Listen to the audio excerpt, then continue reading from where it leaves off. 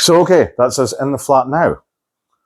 And it's coming along very nicely. I notice some changes. There's some lovely pictures up. The finishing touches are in now. We've also got the lovely lamp here, which is very nice. It's nice to see it on now. So to note as well, almost everything here was already in our lockup, which has allowed us to go from flash to bang. And has it even been 2 weeks? No, it's just a little bit over, I think. Just a little bit over. So we've done very well to get all this together. All the paperwork is currently in place, so really it's just finishing touches, big push, let's get this done. And then obviously there are a few bits and pieces, attention to detail, that are going to be worried about later. Again, what we'll probably do with that is once the first rental period is over, we come back in and we do a little bit more. We bring each room up to standard methodically, depending on what's available, who tradesmen are available, what's happening in terms of how much each individual thing costs, that sort of thing. It's probably important to note that the client was quite insistent that we at least catch as much of the summer as we can. He didn't have full confidence in the winter trade. I mean, we've told him the winter trade is still pretty consistent for Inverness. We're so close to the town here, it will still be pretty steady, but you know, people hold on to these old ideas.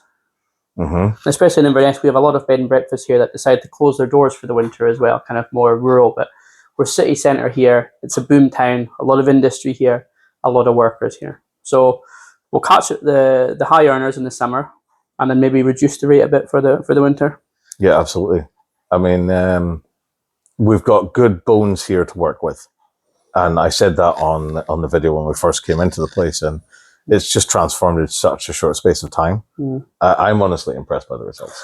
Yeah, and just based on the photos we published off it, there's already pre-bookings already. So the price point we initially listed at, we've drawn it back a bit for pre-bookings because as soon as we're ready to go, we launch onto it.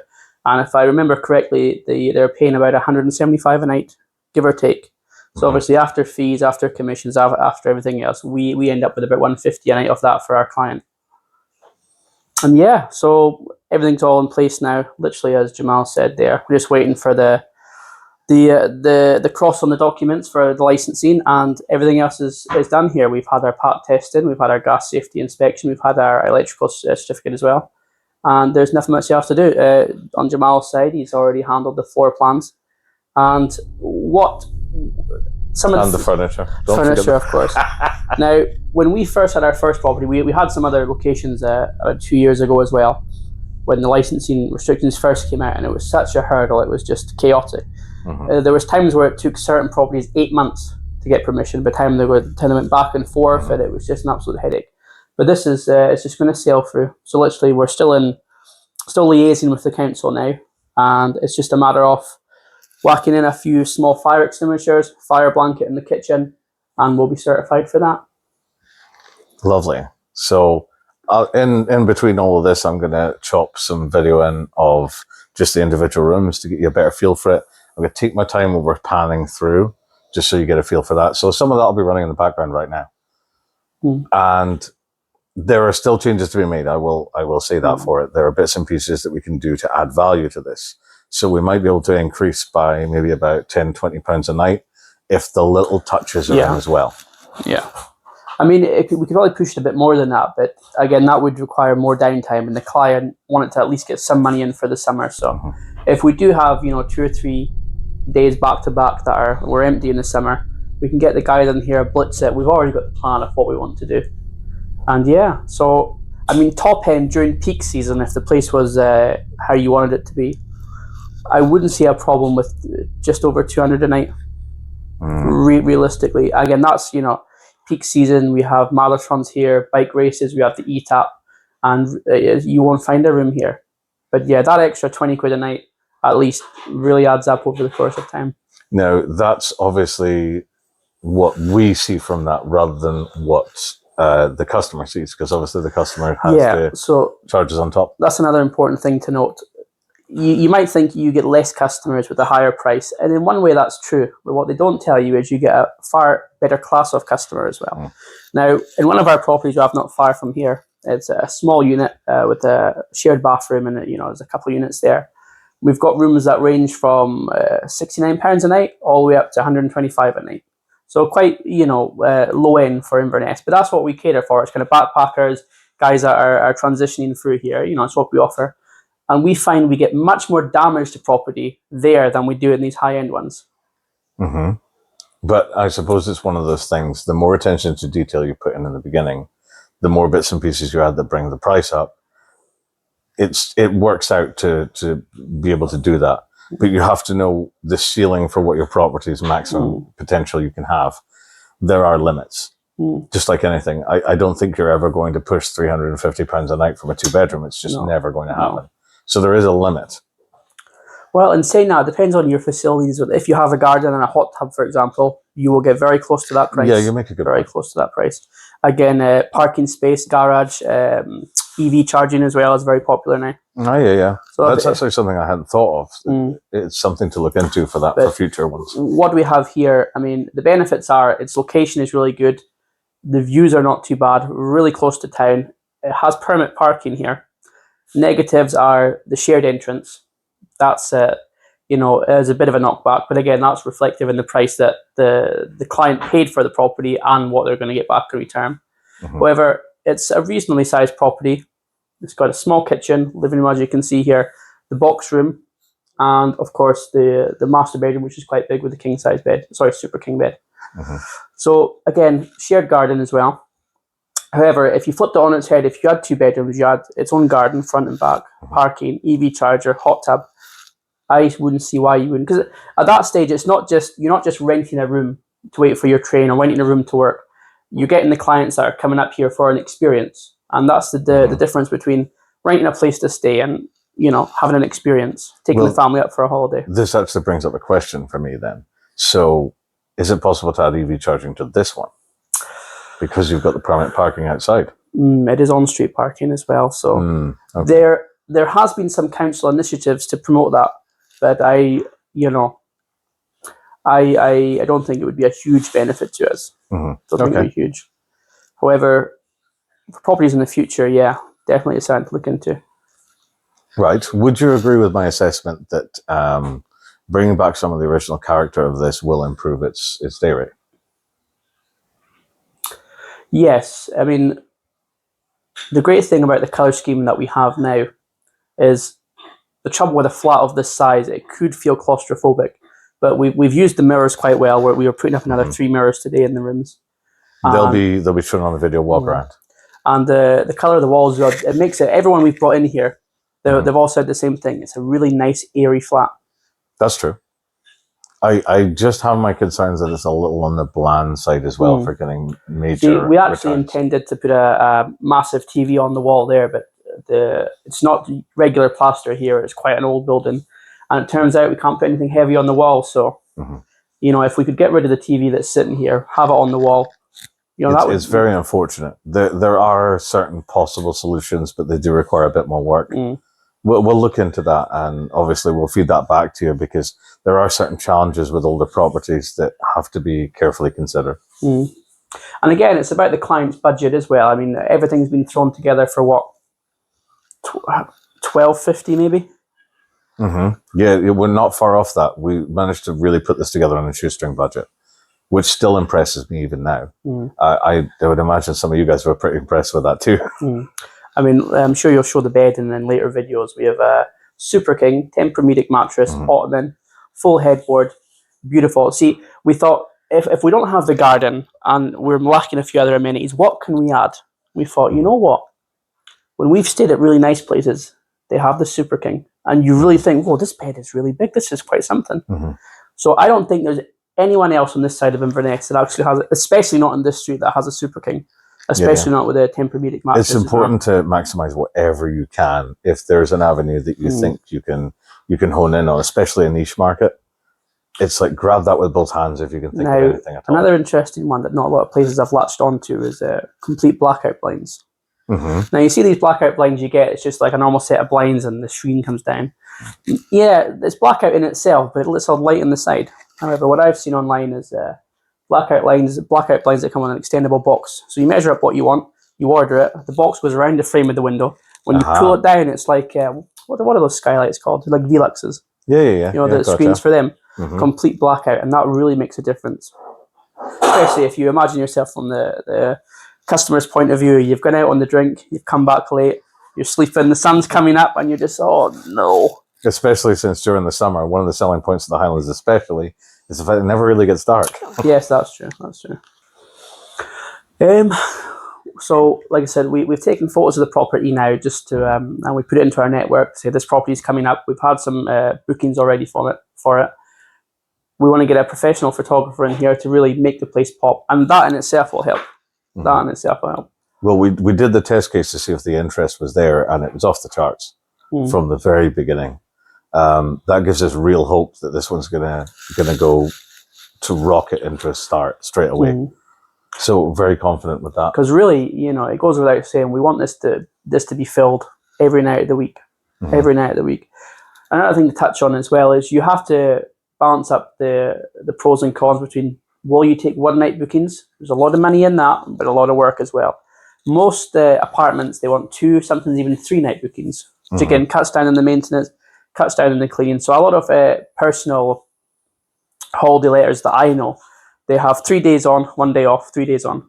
So they've got that 1 day in between where they can get everything ready, they can do some maintenance, and they don't really have to stress too much. It's a nice time for doing upgrades as well if you can fit it in, but it's all about just trying to get the tradesmen at the right time. Not just that. In the winter, that's more acceptable, but in the summer you have to be really extracting as much money as you can. And it's there. It is absolutely there. Having said that, you can do quite a reasonable amount of decorating if you're committed in a single day. You do quite a bit. But if there's anything I've known from these odd jobs is they never go the way you want. They never go the way you want. The arms and legs. Take, for example, the aforementioned telly we were just talking about. We had the guy here for it. We have the brackets. We have everything. After seconds, wait a minute. This is not a conventional. This is not even plaster. This is, what did he say? It was horsehair and lime. Yes. And there's just no way it can. Yeah, there is ways, but they're all they're going to completely change the landscape of the room, and it's just going to be. There was a bit more setback with that, wasn't there? Because initially it was like 75-inch TV. That's what's going up there. So, and then of course there's no way that was going to fit in the room the way it was laid out. Yeah. So that was another amenity that we quite liked. Is often they've got these really nice properties. They're paying £500-600 a night from. Where we were actually out in Drumnadrochit looking at one yesterday. Beautiful property, charging a fortune. And they had one telly that was like 32 inches. And, it wasn't even a smart TV. It was like the old, the big LGs, terrestrial telly. And I'm thinking, come on, the price of even a 50-inch telly nowadays for a really good one is you're not going to pay more than £400 from the right place. No, so there is no real excuse for it anymore. Also, to have something that's not at least a smart TV that the people can, log in with their Netflix account. Makes a big difference, doesn't it? It's kind of a bit subpar. I mean, for the money that is being charged, it's not too big a deal to add something like that in. So before we had access to the property, obviously, we planned out what we wanted to do. We said, right, okay, 75-inch telly. We were going to go 85-inch, but we thought, draw it back. Draw it back to 75, and we thought, right, put it here. Okay, we have this space, but then what? The door. So I don't know if you've seen on the properties, these doors are very modern. I'll cut it in so that they can see it. So when these doors actually open, with the size of them, it would clip the telly, or very nearly clip the telly, which is, you want to remove all points, like all contention points, because if they can break it, they often will break it. I was saying, don't underestimate clients' ability to be clumsy, because they can sometimes. And it's very important that if something is even close, or you need to do something a certain way, chances are someone will do it wrong. Because if you remember, one of the first units that we done, when it was actually a caravan conversion. The gentleman converted a caravan and ripped everything out, ripped the bathroom out. There was already an on-site bathroom. Oh, that's right. I remember yes. this. And I seem to remember, I said to him specifically, remember, some of that framework needs to stay in because it's holding it together. But you know what? The caravan's still there. So the main thing is he built this caravan from scratch. He put a divan bed in there, double bed. There was a projector. It was an absolute experience, and everything was. There was a kind of cool little antiques, and he would make his own posters. He'd make his own artwork and print it off. But then we found is that something gets damaged, or they spill something on something, or this gets a bit wrecked. We're thinking, how do we replace this? Right. One of the things I really loved about the build was the privacy screen that separated the bathroom from the bedroom section. Was the projector for the television. I was impressed with that. So you just kind of grabbed it and pulled it across, and it was double that. That was really good thinking, by the way. So that projector screen, it was a huge projector screen. The gentleman's father, when he was alive, was some sort of art. He was an artist, and so he kind of said, "Look, I have this really old projector screen. You can have it if you want." But then, of course, what happened? Just a simple thing. So it would get pulled across, and then it was clipped onto the wall with a carabiner. But something happened at some point. Is when they would take the carabiner off, and what we discovered, and they would roll the screen back. They wouldn't roll it parallel. So they were they went at angles, and it was crunching up, and that over the course of time just wrecked it. And then how do you find that size projector screen? With the brackets that were custom made for it as well. And there we go. This goes back to if it needs something to be done just so to work, eventually someone will break it. It's a real shame. And you have to make sure that the things you're putting in it's somewhat replaceable. If you put in irreplaceable items and somebody does damage them, well, that's it. You're never going to have that again. For example, look at the Tassimo, for example. How many different Tassimos are there? 2 million. Oh, yeah, right? The coffee maker, isn't it? Coffee maker. But if this one breaks, it's another 3 in the lockup. Bang. They're straight away. Perfect. So in time, we want to, catalog more items and have it as standard as we can. One type of TV, one type of microwave, one type of coffee machine.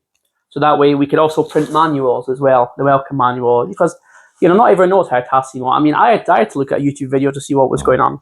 Mind you, a lot of people do have them in their homes and they are familiar with them. Well, from the UK, but look at the tourists. And this is one of the reasons why I have an interest in making sure not only do we harmonize appliances across properties, if we possibly can, but the other thing that we do is we make sure we pick name brands that people know, because they're going to have a preference for that. Now, that obviously changes if you get American tourists. The first thing they do is they come in and they go, "What's this thing? What does it do?" And we have to say, well, it's a kettle. Yeah. I know you guys don't have them, but we do. Not just that, when they come in and they see Toshiba TVs, Bosch Tassimo, Russell Hobbs, they know, it's not, some odd offbeat Chinese knockoff. It's not something that was just bought out of Temu on a whim. Yeah, we had a good look at Temu. They do some very good marketing. We did buy some products from there. And when they arrive, they are just absolutely terrible. Really again, there are certain things you can source like that, and there are certain things you can't. And you pick that up over time. Again, we might do a video just showing some of the products that were bought over the time, or maybe not on this build, but maybe on the next one, just to demonstrate the sort of things that we're looking for when we go out hunting. So I'm thinking, this seems to me that the Super King's a really big hit. I reckon going forward now, if possible, every property should at least have a Super King in the master bedroom. Provided it fits. Provided it fits, of course. I mean, one of the other things is what we've had to do is essentially, because the bed is so big, the side units, what do we call them? Bedside tables. Yeah. We have a problem where we can't put them exactly where we want them, and I guess that's fine. It works in this place, but again, we might have that problem elsewhere. It's time as well, right? If the client was a bit more easygoing, we could have put floating shelves in there. It would work very well. Would make the room look better. There's a lot of other things we could have done, but in the time frame that we have, I reckon it's very, very good for what we have. If it's quiet later on, I'm a little wary of floating shelves just because quite often how fragile they are, and again, I said earlier about sometimes putting things in that somebody can do something wrong with might go against you. So if somebody could put something far too heavy on one of those shelves and it just collapses. Another thing is, for example, floating shelves, for example, they cut down on the cleaning time considerably. Well, that is a case. If you're outsourcing cleaners, you can give them a checklist, and you do ask for them for photos after they're done as well. But the corners of the drawers and just little things like that, the customer will catch out on them, and believe me, they will ask for refunds. They absolutely will ask for refunds, and they're hefty. I know it's an actual thing, and a lot of these websites like Bookings.com and Airbnb, they do take them first. They do take the customer first over us. I mean, there has been some horror stories of people staying for a couple of weeks and the Wi-Fi's dropped out for a day, and not with us, but they've said, okay, we'll fix it, and it's been fixed, and they speak with the host, and everything's all fine and dandy, and a day after they leave, the host gets hit with a compensation request. Many. So we want to minimize that as well. Minimize the cleaning. I mean, ideally, we would have liked to go for some sort of leather couch. Faux leather couch would have been the best thing. But we had these on hand. They were cheap. They were in the client's budget. We could have even put sofa beds here, really. Yeah, these things are options. I did have a sofa bed sitting, waiting to go out the door, but it's not in a presentable condition yet. So I need to get around to steam cleaning it before it's actually viable for any future stuff. So, I mean, we have that little bit of an advantage. I sometimes trade in furniture, so getting stuff for me isn't too bad, but you just never know what's coming in. So yes, the furniture aspect, we've done the best we can with the timescale that we've had. And I was sort of building a few things up for several months beforehand because we knew we were doing this. So that really helped. We do what we can with that, like I say. So probably should talk a bit more about our upcoming client as well. Oh, right, okay. Well, you know more than I do, so talk me through. Okay, yeah. So we had a phone call today. They said, I have a property now. I'm living in it now. And what this client wants to do, they've got their heart set on a static caravan near the bay. So they've went today. And we had a brief discussion with them, not with the caravan. Said, look, this caravan's here. I put an offer in, and it's a considerable caravan, considerable offer. I think I'd rather put a deposit on the house really than go for a caravan. Yeah, but so I'd better explain what that means. So when we say caravan, we don't necessarily mean one that just drives about. We're talking about an executive static here. So basically, a small home. So he said, look, the offer I've put in has not been accepted. I can go a bit more, but I can live there 7-8 months of the year by law is the rules of this campsite. He goes, so the property is there, furnished. Can you rent it out? I said, well, we have two options. He says, we can rent the property off you wholesale. You don't have to worry about a thing. We'll give you an above average rent for it. We'll take care of the council tax, everything. And he says, well, but you'll be ready to get put in an Airbnb, yeah? So I said, yeah, we'll be doing an Airbnb because so. Is there a management you can do? I says, yeah, we can do that. So what we charge is 30%. And he thought about it. He says, yeah, can we have a sit-down meeting about it tomorrow? So we'll be seeing him tomorrow about it. And what he has is a 2-bedroom flat on the other side of Inverness, but still quite close to town, fully furnished. And it's a gentleman I knew before who last year was wanting to do something with Airbnb. Some circumstances befell, and he ended up moving into the building he wanted to do the Airbnb from. And now he's thinking, you know what? I want to relax a bit. I want to live there by the bay 8 months a year. I don't want to worry about Airbnb. Just want to see my money coming in every month. And he's seen the work we've done here. He's seen the videos. And that should be our next project, actually. It will be an easier one because it's fully furnished. It'll just be a case of applying for his licenses, fire safety check, Legionella test, and just getting up to standard, which he himself does want to take time and do. But we, of course... From what you've told me, he spent a lot of money renovating the place, so it's already up to a very high standard. He said he spent about £20,000 renovating it. It was mostly cosmetic work just to get it how he wanted it. So it wasn't putting in windows or knocking walls down. It was just, he had a bit of money from his previous sale of his house and he wanted to make this his forever home in a way. But then he's thinking, you know what? I'd love to be by the sea for a bit. Yeah, it also unlocks some of the potential. So he gets to have his holiday home experience for 6 months? You said 7 months. I think it's 7 or 8 months. Yeah. And then during that time, at least his existing property is making money as a passive rollover thing during the process, and it's hands off. We deal with all of the headaches and all the hassles associated, and he gets the money.